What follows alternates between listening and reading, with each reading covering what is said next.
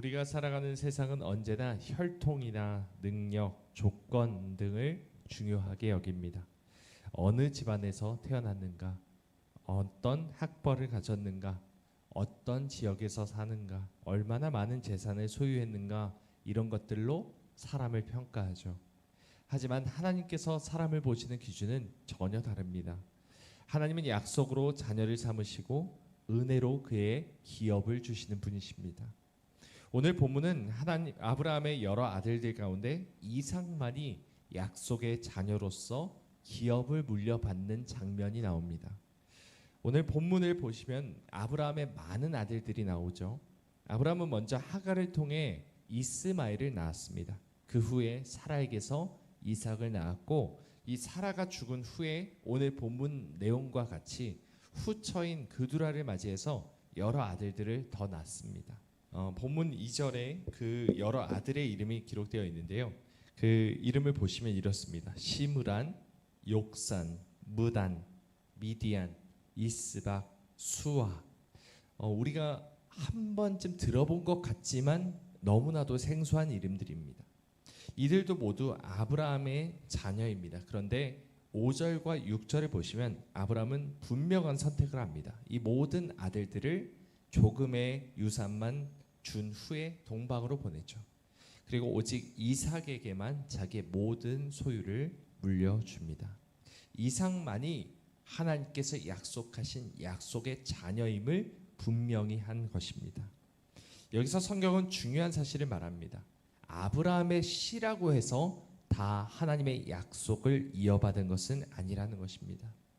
아브라함의 후손이라고 해서 다 하나님의 자녀가 되는 것은 아닙니다. 중요한 것은 아브라함이라는 사람이 아니라 하나님의 약속이라는 것이 중요한 것이죠. 사도 바울 역시도 갈라디아에서 이렇게 설명합니다. 여종에게서는 육체를 따라 낳고 자유 있는 여자에게서는 약속으로 말미암았느니라. 약속이 중요하다는 것이죠. 육신이 중요한 것이 아니라, 아브라함의 혈통이 중요한 것이 아니라 바로 하나님의 약속에 의해서 된 아들만이, 이삭만이 분명한 하나님의 기업을 받을 수 있다는 것을 알려주신 것입니다. 이삭이 특별한 이유는 하나님의 약속 때문입니다. 만약 하나님의 약속이 없었다면 이삭 역시도 시므란이나 욕산, 이스박, 수아 이런 사람들처럼 우리가 전혀 알지 못하는 그저 그런 인물로 있다가 사라졌을 것입니다. 아브라함이 아브라함 된 것도, 이삭이 이삭 된 것도 다 하나님의 말씀 때문입니다. 이삭이 무슨 자격을 갖췄기 때문에 택함을 받은 것이 아닙니다. 하나님께서 은혜로 이삭을 약속의 자녀 삼아 주셨기 때문이죠. 그가 태어나기도 전에 하나님은 이미 그를 통해 이스라엘의 민족을 세우실 것이고, 마침내 그 속에서 메시아이신 예수 그리스도를 보내시기로 작정하셨기 때문에 이삭이 특별해진 것입니다. 사도 바울은 갈라디아에서 이어서 이렇게 말합니다.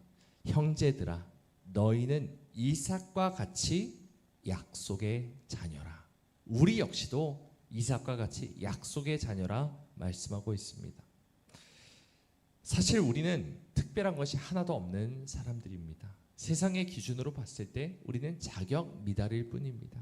능력이 있는 것도 아니고 대단한 인격이 있는 것도 아니며 세상이 인정할 만한 어떤 업적을 남기는 것도 아닙니다.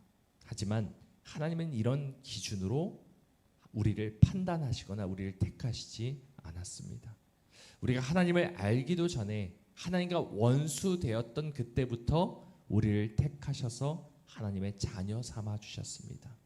그러므로 내가 나 된 것은, 우리가 우리 된 것은 전적으로 하나님의 은혜이요 하나님의 약속 때문임을 믿으시기 바랍니다. 사랑하는 여러분, 세상은 우리를 계속해서 미혹할 것입니다. 얼마나 많은 재산을 가졌는지, 얼마나 좋은 조건을 가졌는지, 얼마나 뛰어난 능력을 가졌는지를 가지고 사람을 평가하게 만들 것이고, 우리를 작아지게 만들 것입니다. 나는 이것밖에 소유하지 않았는데, 나는 이것밖에 안 되는데 라고 생각하며 우리 자신을 과소평가하게 만들 것이고, 우리를 쓸모없는 사람이라고 스스로 생각하게 만들 것입니다. 하지만 여러분, 그 세상 문화에 휩쓸리지 않으시길 바랍니다. 하나님의 약속이 없다면 우리는 세상이 말하는 것처럼 우리 인생에 그저 사라지는 하루살이와 같이 아주 덧없는 존재입니다. 하지만 약속이 우리 안에 있으며 하나님께서 그 약속을 통해서 우리를 택하셨고 영원한 하나님의 기업을 우리에게 주실 것을 믿으며 우리가 세상이 평가하는 그 기준으로 자신을 보는 것이 아니라 하나님께서 우리를 바라보시는 그 관점으로 우리 스스로를 보시고 또한 이 세상을 바라보시며 그런 영혼들을 돌아보는 우리 모두가 되길 간절히 소망합니다. 하나님은 내가 무엇을 할 수 있느냐가 아니라 하나님이 말씀하신 것을 믿고 그 약속 안에서 버티고 있는지, 오늘도 끝까지 하나님의 말씀을 붙들고 있는지를 보시기 때문입니다. 그러므로 그리스도인의 삶은 하나님의 약속을 붙드는 삶입니다. 하나님의 약속을 믿고 버티는 것, 오늘도 이 어두운 세상 가운데서 타협하지 않고 오직 하나님께서 가르쳐 주신 대로 믿고 나아가는 것, 이것이 바로 우리가 해야 할 전부입니다. 하나님의 약속을 믿고 그 약속을 붙들고 그 약속 안에서 버티며 사는 우리 모두가 되길 소망합니다. 우리의 삶의 유일한 의미, 하나님의 말씀을 통하여 오늘도 이 세상을 하나님의 자녀답게 살아가는 우리 모두가 되길 주님의 이름으로 축복합니다.